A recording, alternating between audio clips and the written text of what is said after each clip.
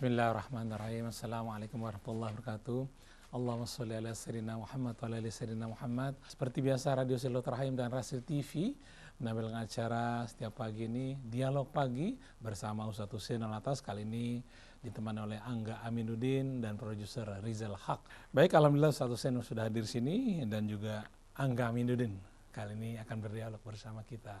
Kita mungkin manggil tema apa ya? Mungkin peperangan antara umat Islam atau konflik-konflik di antara umat Islam sendiri paling ya. Itu juga terjadi juga ya. Apa sebab dan latar belakangnya? Apa sebab dan latar belakangnya sehingga terjadi demikian. Silakan Kang Angga. Saya jadi ini teringat salah satu hadis, kalau tidak salah hadis Sahih Bukhari ya, dari Abu Hurairah, bahwa sudah menggambarkan Rasul ketika ditanya oleh para sahabatnya salah satu ciri-ciri kiamat, tanda-tanda kiamat. Di hadis ini dijelaskan ada 3. Yang pertama, nanti di akhir zaman akan banyak peperangan. Yang kedua, ilmu dari para ulama itu akan diangkat. Yang ketiga, ketika suami berzina dengan istri tetangganya. Ciri yang pertama, ketika banyak peperangan, berarti nanti Islam makin besar. Dengan salah satu keterangan yang lain juga bahwa Islam akan makin jaya, kok malah diiringi dengan peperangan ya Ustaz. Apakah Ustaz mengenai hadis itu bagaimana Ustaz, pernah? A'udzubillahi minasyaitonirrajim. Bismillahirrahmanirrahim. Alhamdulillahi rabbil alamin. Allahumma salli ala Muhammadin wa ali Muhammad. Rabbana zalamna anfusana wa in lam taghfir lana wa tarhamna lanakunanna minal khasirin. Rabbana atina min ladunka rahmah wa hayyi' lana min amrina rasyada. Rabbana zidna ilman wa alhiqna bis salihin. Amma ba'du, ikhwan, akhwat, pendengar, pemirsa radio televisi Silaturahim yang dirahmati Allah Subhanahu wa taala. Salamullahi alaikum warahmatullahi wabarakatuh. Di dalam suratul Baqarah Allah Subhanahu wa taala menerangkan kepada kita bahwa umat manusia pada asalnya merupakan satu umat. Bahkan mereka berasal dari ayah ibu yang sama, diciptakan dari asal usul yang sama. Ketika Allah menurunkan mereka ke atas permukaan bumi, Allah telah berpesan pada mereka, apabila petunjukku sampai pada kalian, maka siapa yang mengikuti petunjukku, mereka tidak akan mengalami ketakutan dan tidak akan mengalami kesedihan. Fa imma ya'tiyannakum minni huda faman ittaba'a hudaya fala yadhillu wa la yashqa. Siapa yang mengikuti petunjukku, dia tidak akan tersesat dan tidak akan celaka, tidak akan merana dan tidak akan menderita. Tapi sebaliknya, waman a'radu an dzikri fa inna lahu ma'isyatan dhanka. Siapa yang berpaling dan tidak mengingat aku, petunjuk yang aku turunkan dicampakkan dan diabaikan, maka dia akan hidup dalam kesempitan, kepengapan, kegelapan. Wa nahsyuruhu yaumal qiyamati a'ma. Kami akan menghimpun dirinya di hari kemudian nanti dalam keadaan buta. Jadi Allah Subhanahu wa taala menerangkan bahwasannya alam raya ini merupakan ciptaan Allah, begitu pula bumi kita, begitu pula seluruh yang terdapat di bumi. Allah memuliakan kita dengan menjadikan kita sebagai khalifahnya. Allah bedakan kita dengan para malaikat. Malaikat tidak diberikan nafsu, sedangkan Allah berikan kita akal, berikan juga kita nafsu. Allah Subhanahu wa taala turunkan kitabnya dan utus rasulnya. Nah, di antara kita ada yang beriman, bertakwa, mengerjakan amal soleh. Di antara kita banyak, bahkan yang terbanyak, menyalahgunakan kebebasannya yang Allah berikan padanya, menyalahgunakan nikmat Allah untuk melakukan kerusakan dan kejahatan di atas muka bumi. Jadi dengan kedudukan manusia sebagai khalifah, kebebasan kehendak yang Allah berikan kepada mereka, dengan sendirinya pertarungan di antara orang-orang yang berupaya untuk menegakkan kebenaran dan keadilan dengan mereka-mereka yang berusaha untuk meruntuhkan kebenaran dan keadilan, melakukan kerusakan di atas muka bumi, akan terus berlangsung hingga hari akhir. Apalagi kita tahu bahwa syaitan, iblis mendendam terhadap umat manusia. Dia beranggapan karena manusia, dirinya terusir dari surga. Dia tidak menyadari bahwa apa? Semua itu akibat dari kesombongan dan kesalahan. Tapi dia tidak menyadari hal ini, malah dia mengkambing hitamkan Adam. Dan dia tidak dapat menerima keputusan Allah Subhanahu wa taala. Maka iblis bersumpah, "Fabima aghwaytani la aqudanna lahum siratakal mustaqim." Karena kamu menyesatkan saya, Allah. Padahal dia yang tersesat, yang menyombongkan diri. Tapi dia tuduh Allah, karena kamu sesatkan saya, maka aku akan duduk menghalang-halangi anak manusia di setiap jalan yang lurus. Jalan kebenaran, jalan keadilan. Dan yang kebenaran keadilan ini yang akan melahirkan kerukunan, keseimbangan, dan keharmonian. Nah, syaitan selalu berdiri, duduk di hadapan orang-orang yang menempuh jalan kebenaran. Tapi di jalan-jalan kezaliman, kerusakan, syaitan memberikan dorongan dan semangat. Kemudian syaitan bersumpah, "Tsumma la'atiyannahum min baini aydihim wa min khalfihim wa an aymanihim wa an syama'ilihim wa min fawqihim wa min tahtihim." Kemudian aku akan datangi mereka dari depan mereka, belakang mereka, kanan mereka, kiri mereka. Tsumma la tajidu aktsaruhum syakirin. Kamu tidak akan menjumpai kebanyakan mereka bersyukur kepadamu. Ini iblis bersumpah akan menghalang-halangi manusia dari kebenaran kebaikan, mendatangi mereka dari segala arah. Yang tidak mampu dimasuki iblis dari atas dan bawah. Atas di saat seorang hamba mohon pada Tuhannya, ke bawah di saat hamba tidak menyombongkan diri. Di saat dia sujud, merendah di hadapan Tuhannya, tidak merasa dirinya hebat, tidak merasa dirinya paling sempurna seperti yang disampaikan oleh Agim tadi malam. Orang seperti ini akan dijaga oleh Allah Subhanahu wa taala. Syaitan akan mendatangi kita melalui keluarga kita, melalui anak kita, melalui jabatan, melalui juga berbagai macam hiasan dunia untuk mempengaruhi kita. Oleh karena itu, orang-orang yang lemah imannya, orang-orang yang lupa kepada Allah dengan mudah digiring untuk mengikuti iblis. Nah, akibat dari semua ini, mau tidak mau, mengakibatkan terjadinya apa? Terjadinya pertentangan dan perselisihan. Di saat kekuatan yang benar, yang adil, berkuasa, kezaliman, kerusakan, menyembunyikan diri mereka, maka rahmat keberkahan Allah akan limpahkan dari langit maupun bumi, sebagaimana firman-Nya, "Walau anna ahlal qura amanu wattaqau la fatahna alaihim barakati minas sama'i wal ardh." Apabila penduduk negeri beriman dan bertakwa, kami akan bukakan bagi mereka keberkahan kami dari langit maupun bumi. Itu merupakan janji Allah. Tapi di saat sebaliknya, di mana kebenaran tersisih, orang-orang yang memperjuangkan kebenaran juga dalam keadaan tidak berdaya, dipojokkan, direndahkan, dibusukkan. Bahkan yang merajalela di tengah-tengah masyarakat kezaliman, kebatilan, bahkan mendapatkan dukungan dari ulama-ulama su yang berusaha untuk memberikan pembenaran. Apa yang terjadi? Pada saat seperti ini, Allah akan kirimkan berbagai macam cobaan. Allah Subhanahu wa taala akan membuat pertentangan, perselisihan di antara mereka berkecamuk dengan berat.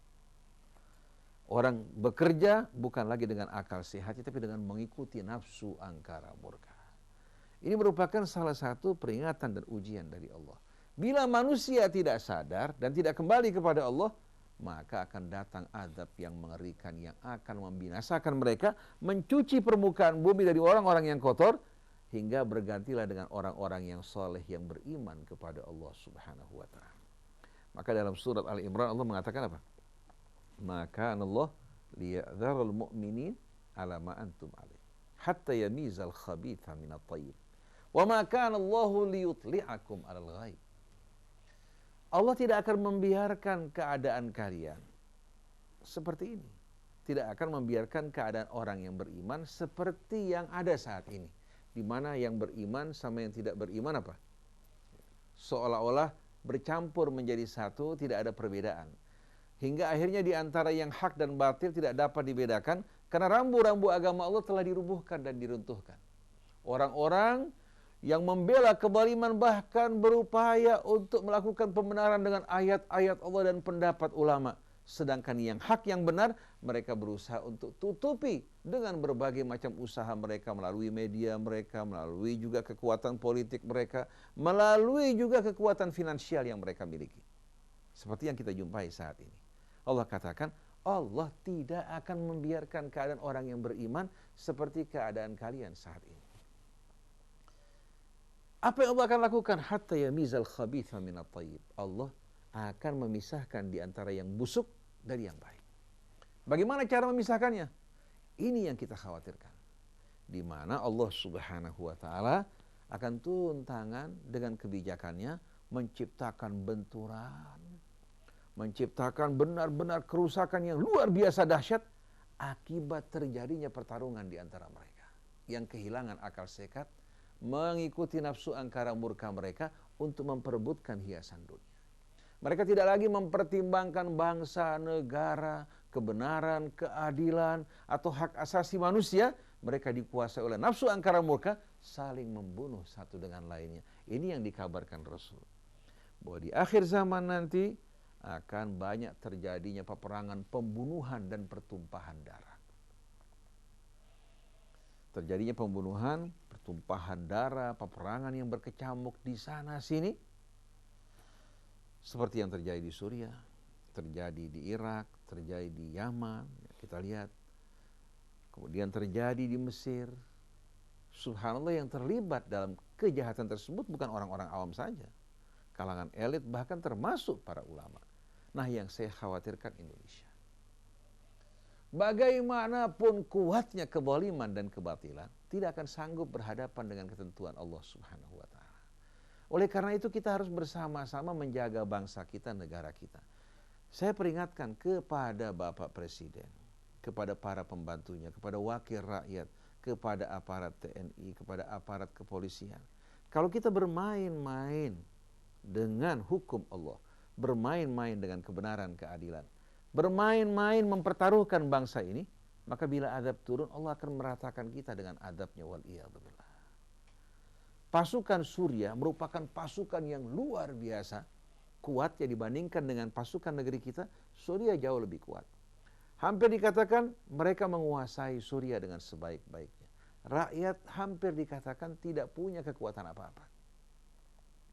Tapi dengan sekejap mata Allah kuasa untuk menciptakan suasana yang membuat mereka saling memberangus. Allah berfirman dalam suratul An'am. Suratul An'am. Qul huwal qadiru ala an yab'atha 'alaikum 'adzaban min fawqikum aw min tahti arjulikum aw yalbisakum syi'a wa yudhiqa ba'dakum ba'sa ba'd. Katakan sesungguhnya Allah kuasa untuk menurunkan azab dari atas kalian atau dari bawah kalian, atau menyatukan kalian bukan dalam kerukunan, menyatukan kalian dalam apa? Dalam pertentangan, perselisihan yang membuat sebahagian kalian merasakan keberingasan sebahagian yang lain. Jadi kita satu bangsa, satu nusa, bahkan sebahagian besar kita beragama Islam karena keingkaran kita kepada Allah, kecondongan kita kepada dunia ini, mengabaikan pesan-pesan Allah yang memerintahkan kita untuk hidup dalam kebenaran, keadilan. Akhirnya Allah membuat sebahagian kita berlaku beringas terhadap sebahagian yang lain. Begitu pula yang lain terhadap kita. Akhirnya akal sehat hilang. Nah, pada saat itu kepentingan asing menunggu. Kita yang bertarung, mereka yang akan diuntungkan. Oleh karena itu mereka sedang menunggu Suriah, Irak, dan lain-lainnya saling menghancurkan. Setelah itu pada saat recovery, pembangunan ulang negeri mereka, mereka yang akan turun. Akhirnya negara-negara barat mendapatkan kembali lapangan pekerjaan di tengah-tengah krisis ekonomi. Pembayaran menggunakan hasil kekayaan negeri tersebut, minyaknya, dan sumber-sumber kekayaan alam yang bermacam-macam. Akhirnya sudah kita hancur lebur akibat pertentangan di antara kita, kekayaan alam kita yang mereka ambil, dan mereka jadikan negeri kita sebagai lahan mereka, di samping sebagai lahan, sebagai juga lapangan pekerjaan yang membuat negara Amerika Barat yang mengalami krisis ekonomi kembali stabil dengan dukungan dari pihak kita tanpa kita sadari. Oleh karena itu pihak Barat Zionis tidak perlu lagi mereka mengerahkan pasukan mereka untuk memerangi kita, cukup mempergunakan sebagian orang dari kita sebagai kaki tangannya untuk menghajar sesama saudaranya. Nah di Indonesia, mereka nggak bodoh seperti zaman dulu penjajahan Belanda. Cukup mengadu domba sesama kita satu sama lain. Kemudian menawarkan dunia bagi sebahagian orang yang menginginkan dunia. Termasuk juga mempengaruhi ulama-ulama untuk memberikan fatwa-fatwa yang memberikan dukungan pada kebatilan mereka. Tapi mereka lupa yang mereka hadapi ini Allah. Yang mereka hadapi Allah dengan kekuasaannya. Maka Allah Subhanahu wa ta'ala akan membuat akhirnya mereka bertarung satu sama lain, saling memberanguskan, dan masing-masing merasakan keberingasan saudaranya. Dan ingat, rakyat kita, bangsa kita yang santun dan baik, di saat kehilangan akal sehat, bisa lebih buas dibandingkan dengan yang lain. Sebagai contoh pembantaian atau gerakan G30 SPKI. Bagaimana coba rakyat yang santun, yang baik, bisa melakukan pembantaian, pembunuhan secara keji. Sampai Bengawan Solo mengalir darah. Seorang dibunuh, kalau ada keluarganya yang mengambil, langsung dituduh, diadili bahwa dia juga merupakan keluarga PKI, saudara PKI, hingga harus dibantai. Sampai kita saksikan dampaknya pun setelah itu. Orang harus memiliki, ingin masuk sekolah, ingin kerja, bebas G30 SPKI, walaupun dia tidak pernah mengalami kejadian tersebut. Jadi bagaimana kita lihat, keberingasan membuat rakyat kita yang tadinya santun dan baik bisa menjadi orang-orang yang buas, mengerikan. Bahkan pada peristiwa 98, lahirnya PAM Swakarsa, kita saksikan bagaimana di antara mahasiswa, masyarakat, bisa melakukan pembunuhan dengan mencocok kepala orang dengan tombak. Mengejar-ngejar orang. Yang tadi dikatakan sebagai rakyat yang santun. Tapi di saat setan masuk ke dalam hati mereka, menghilangkan akal sehat mereka, kebencian membakar hati mereka, maka akan membuat hadirin sekalian, dalam waktu sekejap negeri kita ini hancur porak-poranda. Oleh karena itu saya senang sekali mendengarkan pernyataan-pernyataan Bapak Gatot, Panglima kita, yang bersikap bijak, mencintai seluruh anak bangsa. Tentara saudara kita, polisi saudara kita, rakyat saudara kita, maka mereka yang diberikan amanat, jagalah keseimbangan. Kemudian kita berharap para demonstran juga yang menuntut dengan cara yang baik, yang sehat, tidak melakukan kerusakan, karena tugas mereka berjuang. Hasilnya kembalikan kepada Allah. Kemudian pada penegak-penegak hukum, di saat diberikan amanat, ingat, setiap ucapan keputusan mereka kelak akan ditanya oleh Allah Subhanahu wa ta'ala.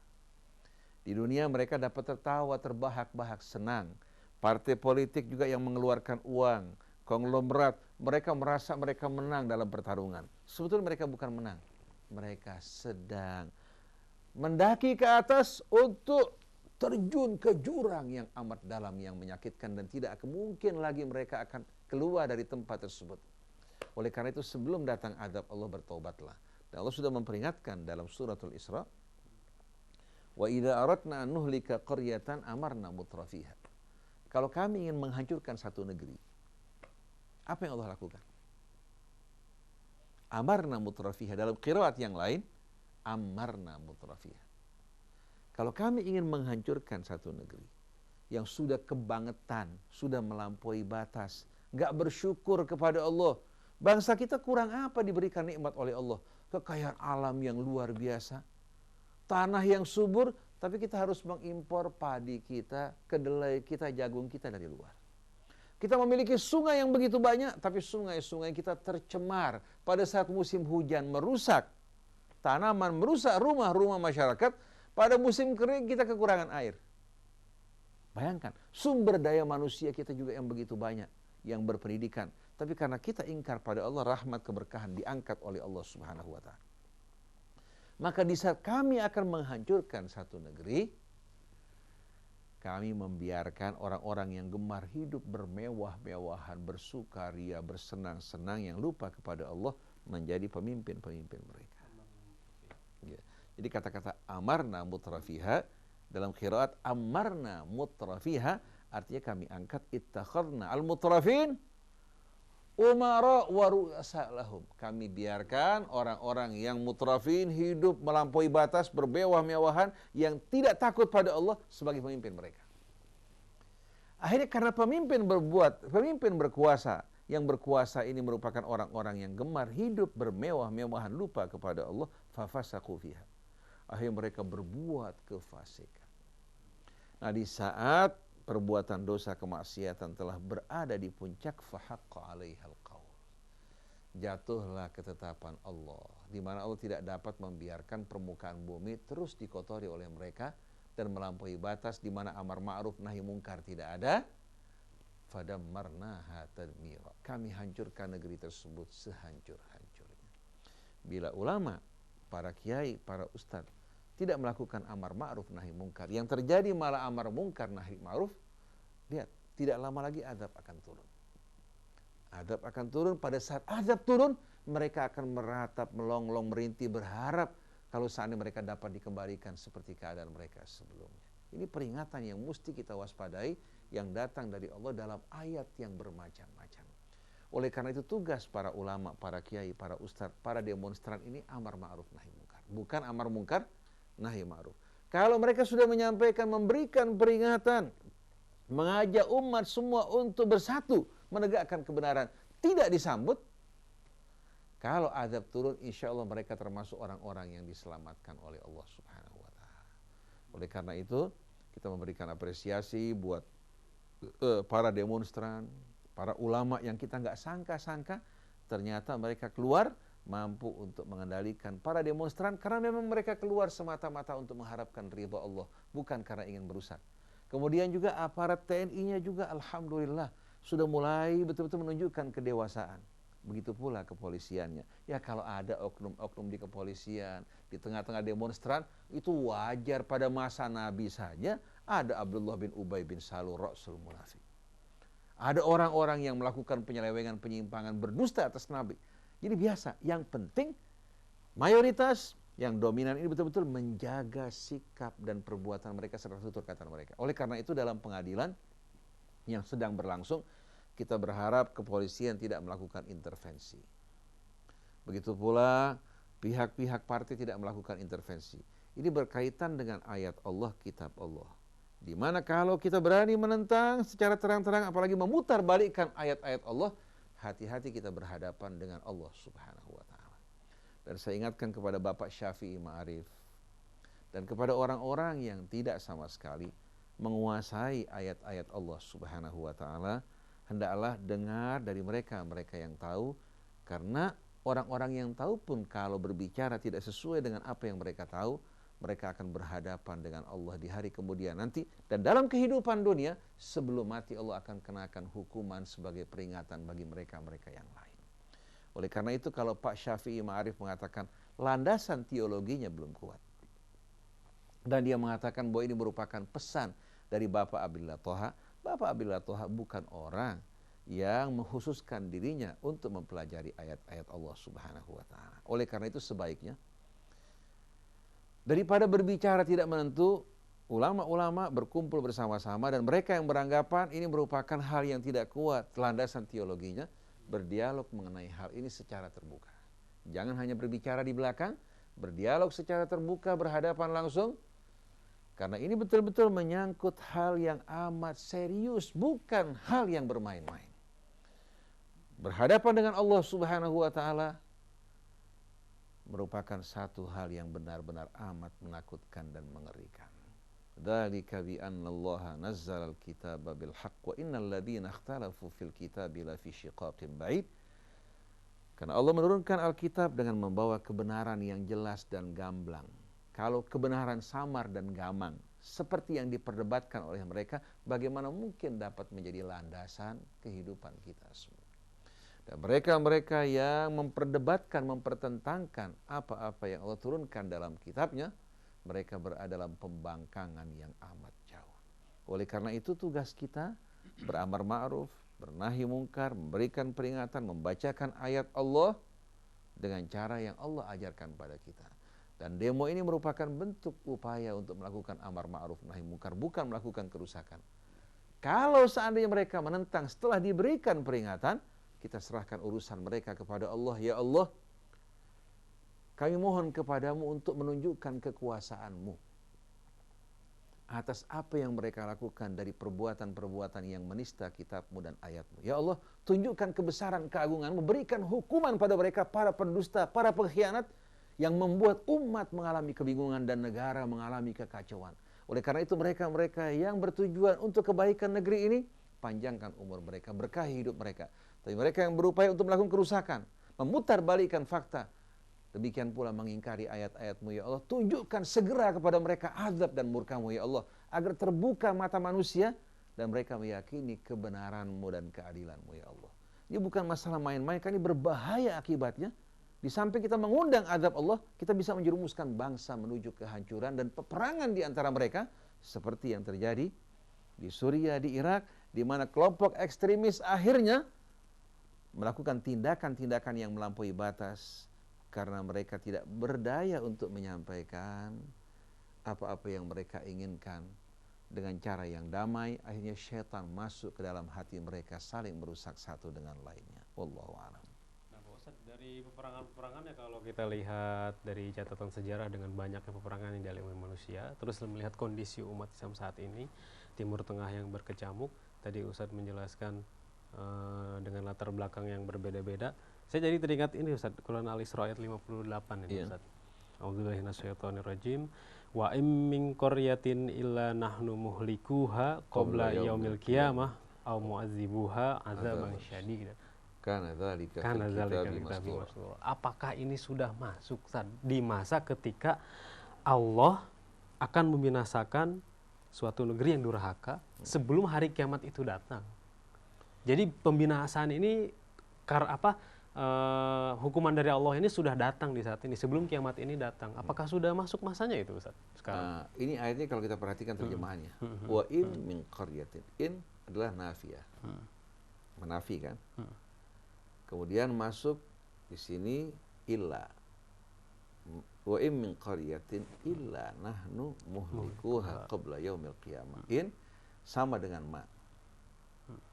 Ma dan illa kalau bersatu melahirkan yang dinamakan apa? Yang dinamakan al-hasru wal qasru. Maksudnya apa? Allah berfirman, wa in min qaryatin, wa ma min qaryatin illa nahnu muhlikuha qabla yaumil qiyamah. Tidak ada satupun negeri, tidak ada satupun kota kecuali kami pasti akan menghancurkannya sebelum hari kiamat. Karena dzalika fil kitabi mastura. Yang demikian itu merupakan hal yang telah tertulis dalam kitab Allah dan ketentuannya. Pertanyaan di sini muncul, apakah berarti Allah melakukan semua ini secara semena-mena, secara aniaya? Tidak. Setiap ketentuan Allah, setiap keputusan Allah selalu didasari oleh kebijaksanaan. Dan Allah menafikan kezaliman atas dirinya. Wa ma rabbuka bidzallamin lil abid, sekali-kali Tuhanmu tidak pernah berbuat aniaya terhadap hambanya. Dhalam itu merupakan sighah mubalaghah. Kalau kemasukan nafi menunjukkan juga mubalaghah fin nafi. Jadi tidak mungkin Allah berbuat aniaya pada hambanya. Lalu maksud dari ayat ini apa? Maksud dari ayat ini sebetulnya menerangkan bahwa tidak ada satupun negeri yang aman dari azab dan murka Allah. Karena negara-negara atau kota-kota yang berbuat kezaliman, apapun kota tersebut, apapun negeri tersebut, akan tiba saatnya di mana Allah Subhanahu wa taala akan menghukum mereka.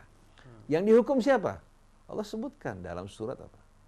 Dalam surat Al-An'am, walaqad arsalna ila umamin min qablik. Kami telah mengutus kepada umat-umat sebelum engkau. Fa'akhadnahum bil ba'sa'i wad dharra. Ini menunjukkan ada yang dibuang dalam jumlah ini. Kami mengutus rasul-rasul kepada umat sebelum engkau, ternyata mereka menentang dan ingkar. Fa'akhadnahum bil ba'sa'i wad dharra. Kami hukum mereka, peringatkan mereka bil ba'sa, dengan apa? Dengan penderitaan, kesulitan hidup. Begitu pula rizki yang sulit, ditambah juga paceklik, wadh-dharra, dan mara bahaya bencana yang bermacam-macam akibat dari kemaksiatan pembangkangan mereka. Tujuannya apa? La'allahum yatadarra'un, agar mereka sadar kembali kepada Allah, agar mereka menyadari bahwa semua yang mereka lakukan ini mengundang azab dan penderitaan. Falaula irja'ahum ba'suna tadarra'u. Coba sewaktu ada peringatan kami datang pada mereka, mereka cepat-cepat segera kembali kepada Allah. Mereka menyesali apa-apa yang mereka lakukan, memperbaiki diri mereka. Falaula irja'ahum ba'suna tadarra'u walakin qasat qulubuhum wa zayyana lahumus syaitanu ma kanu ya'malun. Tapi sayang, hati mereka ini telah keras, membatu, dikuasai oleh hawa nafsu,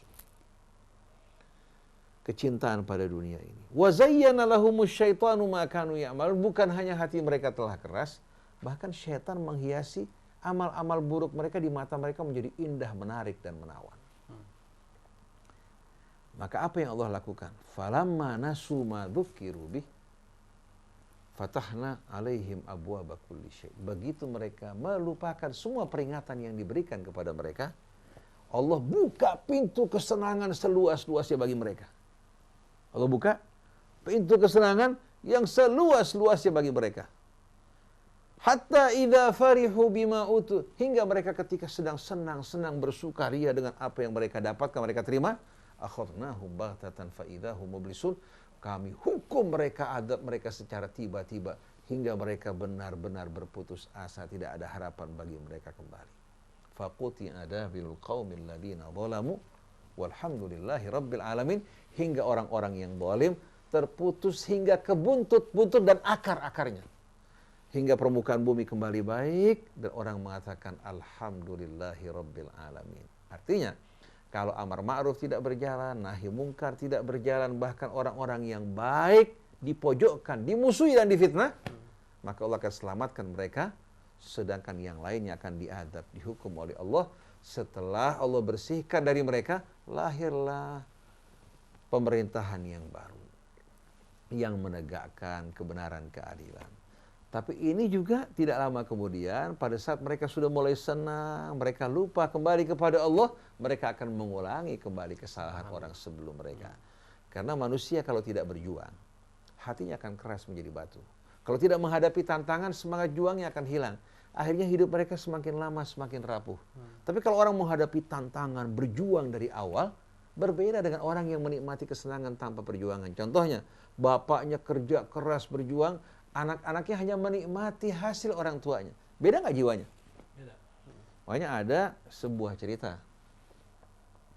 Seorang keturunan Arab asli datang ke Indonesia.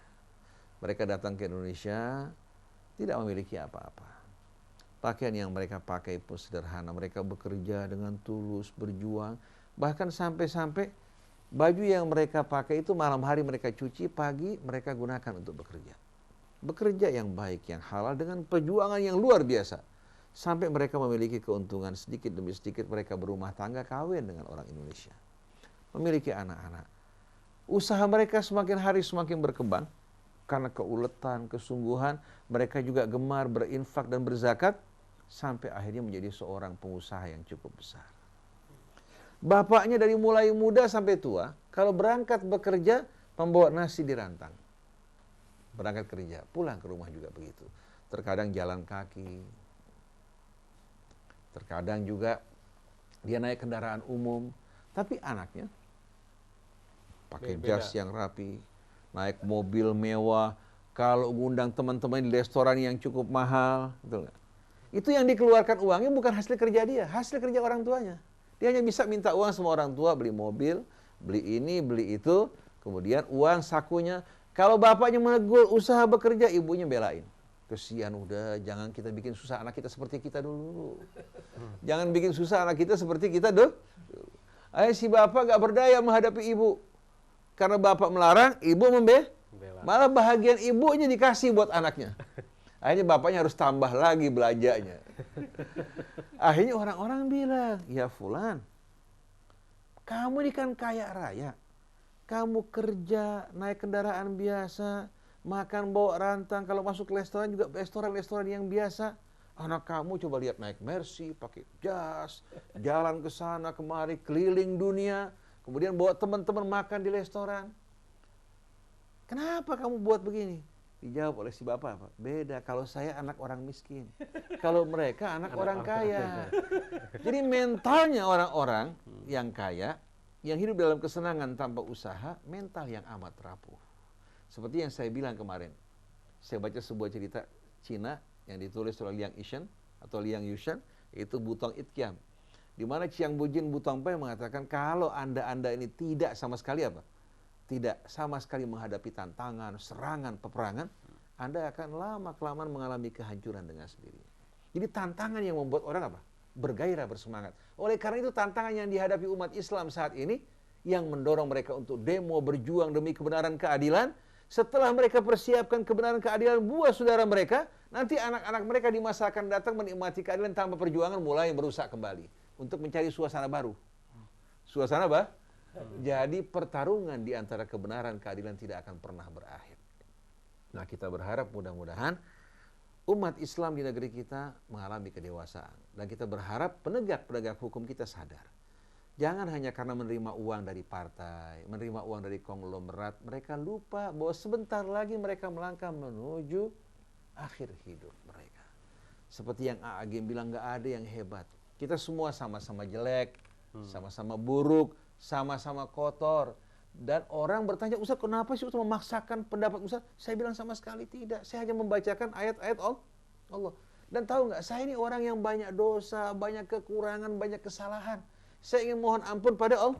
Nah, kalau loyalitas saya, wala saya kepada Allah, saya jual belikan dengan harga yang murah, saya ngarepin apa lagi di akhirat? Ini wala kepada Allah, kepada Rasulnya, kepada orang yang beriman, harapan saya satu-satunya. Mudah-mudahan kemaksiatan, kesalahan yang pernah saya lakukan di masa lampau diampuni Allah. Nah, kalau wala saya hilang kepada Allah, apalagi yang saya harapin? Udah jatuh, ketiban tangga. Betul nggak? Sudah jatuh masuk ke jurang, kebakar lagi. Jadi kalau Anda memilih untuk menentang Allah, menentang ayat-ayatnya, mengutamakan dunia, silahkan Anda ambil. Kami tidak tergiur dengan dunia kalian, kami minta pada Allah untuk diteguhkan iman kami. Dan para ulama ingat, yang pertama dihukum akibat pengkhianatan sebelum pejabat di atas, para ulama, kiai yang berkhianat terhadap Allah, yang membuat masyarakat bingung di bawah. Sampai Ahok bisa mengatakan, bukan begitu tafsirnya. Bayangkan hadirin sekalian. Sampai Ahok ngomong begini karena apa? Karena ada masukan-masukan dari orang tertentu, ya, yang memberikan penafsiran yang menyenangkan. Lalu saya tanya, apa sih yang diberikan oleh Ahok? Apa yang diberikan coba?